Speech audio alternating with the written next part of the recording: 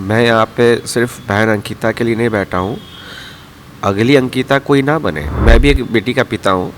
4 महीने की बेटी है, रोती है तो तकलीफ होता है। उस बच्ची को पेट्रोल डाल करके इस तरह से देखते ही मेरे को बोली कि भैया मैं मर तो नहीं जाऊंगी। बहुत डर के वो बोली पापा आप क्यों चले गए, वो फिर से आएगा जला देगा। इसलिए 5 करोड़ का आर्थिक दंड मांग रहा हूँ, मैं उनसे सहयोग नहीं मांग रहा हूँ। अभी हम लोग हैं दुमका के वीर कुंवर सिंह चौक पर पगला बाबा मंदिर में। हम अभी अंकिता के घर गए थे। वहाँ अंकिता के पिता से पता चला कि यहाँ पर हजारीबाग के एक भाई हैं, अमन जिनका नाम है। वो जब से अंकिता रांची में भर्ती हुई है तब से उनके साथ बने हुए थे और यहाँ पर अंकिता को न्याय दिलाने के लिए आमरण अनशन पर पिछले 4 दिनों से बैठे हुए हैं। साथ में उनके बहुत से सहयोगी बैठे हुए हैं, तो वो लगातार अपनी मांगों को रखे हुए हैं। हम चलेंगे अंदर और उनसे बात करेंगे और जानेंगे कि वो आखिर क्या चाहते हैं और क्या है उनकी मांगे। ये अभी हमारे साथ जो है हजारीबाग के भाई हैं अमन जी। इन्होंने जो है अंकिता से बिना किसी खून के रिश्ते हुए, ये रिश्ते में अंकिता के कोई नहीं लगते हैं, लेकिन सिर्फ एक रिश्ता है जो इंसानियत का रिश्ता है। और उस रिश्ते के नाते ये अंकिता से पहले मिनट से, जब से ये घटना घटी है, ये रांची रिम्स से जो है अंकिता के साथ हैं। हर संभव प्रयास किया इन्होंने, हर सहयोग किया इन्होंने और आज अंकिता को न्याय दिलाने के लिए ये भाई जो हैं वो आमरण अनशन पर बैठे हुए हैं। ये बात करने की स्थिति में तो नहीं है, लेकिन उस शाहरुख का नाम सुन करके उस हैवान के साथ जो होना चाहिए, अंकिता को न्याय मिलना चाहिए, उसके लिए ये हमें बताने को थोड़ा सा भी तैयार हुए हैं। तो आप क्या चाहते हैं, बस एक शब्द में बता दीजिए। मैं यहाँ पे सिर्फ बहन अंकिता के लिए नहीं बैठा हूँ। अगली अंकिता कोई ना बने, है ना, क्योंकि अंकिता को तो 2 बार उसकी हत्या हुई ना। एक बार तो शाहरुख जैसा जिहादी मानसिकता का जो लड़का था, जो उसको पेट्रोल छिड़क के ऐसा किया है ना। मैं भी एक बेटी का पिता हूँ।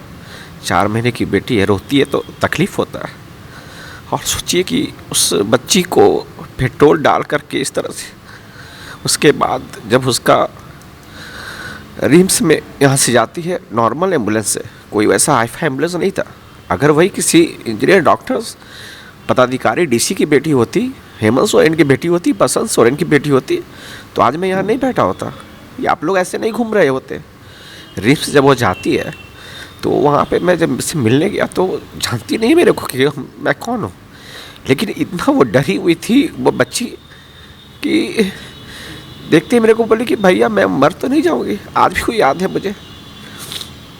थोड़ी देर में उसके पिताजी और उसकी बहन जो है बाहर गई मेरे साथ। तो जैसे वो वार्ड में वापस आए तो बहुत डर के वो बोली पापा आप क्यों चले गए, वो फिर से आएगा जला देगा। आप उसका दर्द को समझो। यहाँ जितने भी लोग हैं और जो भी लोग फेसबुक वाले हैं, व्हाट्सएप यूनिवर्सिटी वाले हैं, जय श्री राम कहेंगे, लेकिन ये नहीं समझेंगे कि कल मेरी बेटी के साथ होगा। जैसे कोरोना जैसी वैश्विक महामारी डोर टू डोर हुआ, सभी ने समझाया, लोग नहीं माने। लोगों को ये समझना पड़ेगा कि ये अंकिता मेरी है ना, तभी कुछ बदलाव आ सकता है।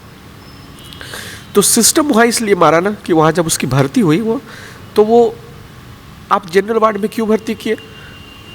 आईसीयू था रिम्स में, आपने नहीं भर्ती किया। तो ये सिस्टम जो है झारखंड सरकार मारी है उसको, इसलिए 5 करोड़ का आर्थिक दंड मांग रहा हूँ मैं उनसे, सहयोग नहीं मांग रहा हूँ। 10 लाख उन्होंने पहुँचाया है, 4 करोड़ 90 लाख रुपये पहुँचाना पड़ेगा। जब तक ज़िंदगी है ऐसे ही डटा रहूँगा। तो लोकल मीडिया वाले कुछ आए हुए थे यहाँ के दुमका के, बोले कि डीसी साहब और सबका कहना है, झारखंड सरकार का, हेमंत सोरेन का कहना है कि ये जो अनशन वाला जो मैटर है इसको दबाओ, ये ज़्यादा हाईलाइट मत करो ये मैटर को पेपर में मत। और हम लोग को तो यही रहना है, डीसी के साथ रहना है, तो कैसे कर सकते हैं? तो ये सिस्टम आ रहा है उसको। सब जितना गुनहगार शाहरुख है ना, उससे कम गुनहगार यहाँ का सिस्टम नहीं है। वो तो डरी हुई थी ना कि लगता कि हाँ भाई पुलिसकर्मी है, कहीं से शाहरुख नहीं आएगा। वो लड़की डर से मर गई, हद से मर गई। बरियाते थानों में बगल में मैंने फ़ोन किया, इंस्पेक्टर ने बोला जो भी बात करना है थाना में बात कीजिए। इंस्पेक्टर के पास मैं थाना पे गया, 2 मिनट में मैं पहुंच गया अपनी गाड़ी से। बोले मैं तो यहाँ से निकल गया। बोले कि क्या मजाक चल रहा है सर? आप फ़ोन करके बोले कि फ़ोन पे नहीं बात करें, यहाँ क्या बात करना है। बरियाते के इंस्पेक्टर अगर सुन रहे होंगे उन तक ये बात को पहुँचा दीजिए। जब मैं वहाँ गया, बोले ठीक है फल्ला से बात कर लीजिए। फल्ला से बात किया तो बताया कि ऐसा सब तकलीफ़ है, वो है, वहाँ से कुछ प्रोटेक्शन मिला नहीं है, बच्ची डरी हुई है, आप यहाँ से सुरक्षा कर्मी भेजिए। नहीं भेजा गया।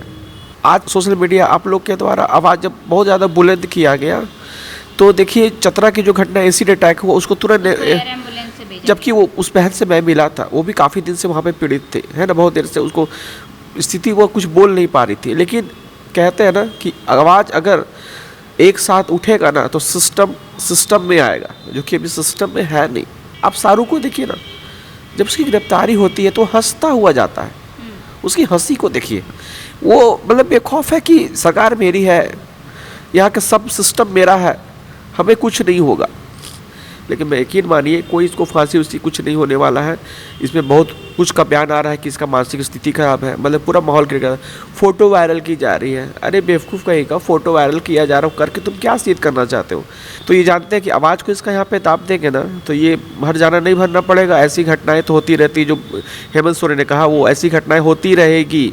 सभी को ये समझना पड़ेगा। बहन आप भी एक महिला हो, हम आज है तो इस महिला के वजह से है। एक माँ होती है ना, उस पर चारों वर्ण पे हम लोग बटे हुए हैं, पूरा समाज हमारा। कहते हैं कि क्षत्रिय है, ब्राह्मण है, शूद्र है, वैश्य है, ये चारों वर्ण एक माँ में होती है। माँ जब बच्चे को जन्म देती है और उसको जब स्तनपान कराती है ना तो वो एक वैश्य का धर्म अपनाती है, निभाती है। जब बच्चे गलती करते हैं उसको मार के समझाती है तो वो क्षत्रिय का धर्म निभाती है। और जब बच्चे को माँ बोलना सिखलाती है, मतलब उसको बौद्धिक ज्ञान देती है क्या समाज है, तब वो एक ब्राह्मण का धर्म निभाती है। और जब वो अपना मलमूत्र त्याग करता है बच्चा ना तो उसको साफ करती है तो उसमें शूद्र का ये अपना वो करती है। तो चारों वर्ण एक माँ में है और इस माँ को ही, इस बहन को ही, मतलब इस महिला को यहाँ दबाने का काम कर। रोड पे जय श्री राम का नारा लगाने के लिए कैंडल मार्च और ये मसाल जुलूस से करने का आवश्यकता नहीं पड़ेगा। और उन सभी को, कैंडल मार्च वाले और शांति जुलूस वाले को कहना चाहूँगा कि आप कैंडल मार्च जिस तरह से निकालते हैं ना, आप एकजुट होकर सिर्फ अपनी आवाज़ को सरकार तक पहुंचाने का काम करें। कैंडल मार्च से सरकार तक आवाज़ नहीं पहुंचता है। निर्भया कांड के बाद जो है एक जनता में जागा था एक आस कि अब कुछ अच्छा होगा, क्योंकि बहुत सारे नियम में बदलाव किए गए थे, लेकिन फिर से इस तरह की घटनाएं जो हैं लगातार घटती चली जा रही है। तो क्या लग रहा है अगर फांसी की सज़ा भी दे दी जाए तो क्या वो खौफ आ पाएगा? फांसी की सज़ा दे दी जाए और 1 महीने के अंदर लटका दी जाए, सज़ा देना फिर सुप्रीम कोर्ट में जाना, फिर ये वो नहीं, आप लटका दिए 1 महीने के अंदर में उसको। बहन अंकिता को हेमंत सरकार नहीं इंसाफ दिला पाएगी, इंसाफ आप दिलाइएगा, इंसाफ हम दिलाएंगे। अगर सभी एकजुट होकर के बोला तो 144 लगा दीजिए ना आप लोग, सब काम धंधा सब छोड़ दीजिए कि कोई काम धंधा कुछ नहीं होगा, सब बंद, पूरा झारखंड बंद, कहीं कुछ नहीं, सब अपने घरों में रहेंगे। 4-5 दिन रहेंगे तो कुछ हो नहीं जाएगा। पूरे कोरोना काल देखे ना, महीना दिन लॉकडाउन रहा। आप लॉकडाउन खुद से लगाइए ना इस सरकार के लिए, देखिए सरकार आएगी और ये चारों मांग को अगर मांग लिया जाएगा तो निश्चित रूप से जो क्राइम का जो रेट है ना उसमें बहुत ज़्यादा गिरावट आएगा। ये नहीं कहता पूरा ख़त्म हो जाएगा, लेकिन गिरावट बहुत ज़्यादा आएगा। जय श्री राम कीजिए ना, ताकत मिलता है, हमें भी ताकत मिलता है।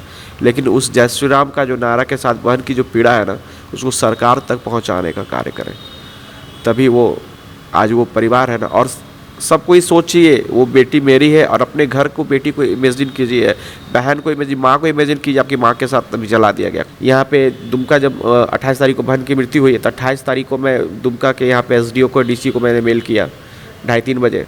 उसके बाद मैं यहाँ पे पहुँचा और सुबह में फिर मैंने मेल किया कि मैं आज बैठने जा रहा हूँ, आपको कल मैंने मेल कर दिया। तो मेरे पास मेल पड़ा हुआ है ना, लीगली मैं गलत नहीं हूँ, ठीक है, ये मेरा संवैधानिक का अधिकार है। और ये नहीं सरकार कहे कि मुझे पता नहीं है, आप बैठे नहीं बैठे। अरे भाई एक छोटा सा कोई नवी के खिलाफ बोल देता है, नूपुर शर्मा कुछ बोल देती है, मीडिया पे ही ना बोलती है, कितने मीडिया लोगों ने मुझे कवर किया है ना, तो सरकार को पता चल जाता है और पूरा माहौल ये दिस दैट पूरा हो जाता है, ठीक है। तो ये बहाना ना कीजिए। अभी तक मैं बता देता हूँ, एक सिपाही भी देखने के लिए यहाँ पे नहीं आया, जबकि और मैं कहीं भी अनशन पे बैठा हूँ दूसरे दिन से मजिस्ट्रेट असिस्ट हो जाते हैं, मेडिकल टीम रहती है, कोई मेडिकल टीम नहीं है। सोचा ये भी मर जाएगा तो चलो एक और मुद्दा मिलेगा बहस करने का। जो भी हो, मैं इस तरह से डटा रहूँगा और अपनी बातों को इसी तरह से रखता रहूँगा। ये मांगे जायज़ मांग है। मैं यहाँ पे बैठा हूँ सिर्फ अंकिता के लिए नहीं बैठा हूँ, मैं यहाँ पे अपने लिए बैठा हूँ, मैं बहन के लिए बैठा हूँ। मेरा इसमें कहिए कि मैं सेल्फिश हूँ कि ये घटना मेरी बेटी के साथ भी घट सकता है, कल ना घटे, मैं इसलिए यहाँ पे बैठा हूँ। स्थानीय प्रशासन किसी ने भी आपसे सुध लेने की कोशिश नहीं की कि आप यहाँ क्यों बैठे हैं, 4 दिन से बैठे हैं? कोई प्रशासन, कोई नहीं, कोई शासन प्रशासन नहीं, क्योंकि वो ऊपर से गाइडेड है। और मेरे को जब यहाँ पे आया था पूरा कोशिश मुझे नज़रबंद करने का किया गया था, साइड में मुझे चाहिए थोड़ा सा बात करना है ताकि मैं निकलूँ कैमरा से और वो सीधा मेरे को अंदर कर कहीं होटल में या कहीं पर भी मेरे को बंद कर देते। जो भी प्रयास उनका वो निसफल रहा, और मैं यहाँ बैठ पाया। तो अब सोच रहे कि इस आंदोलन को ख़त्म कैसे करते, ये भूख हड़ताल ख़त्म कैसे किया। कुछ सोचे कि कितना दिन भूखा रहेगा, अपने उड़ कर वो चला जाएगा, है ना। तो ऐसे ही बैठा रहूँगा जब तक प्राण शरीर में है, मैं बैठा रहूँगा।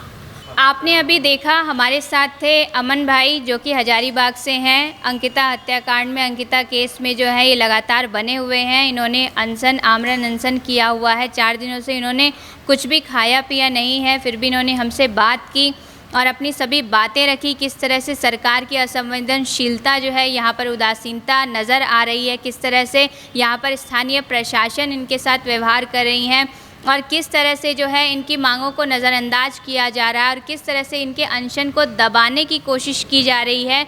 वो सारी चीज़ें इन्होंने अपनी रखी और इनकी यही मांग है कि उसे फांसी से कम की सज़ा नहीं होनी चाहिए।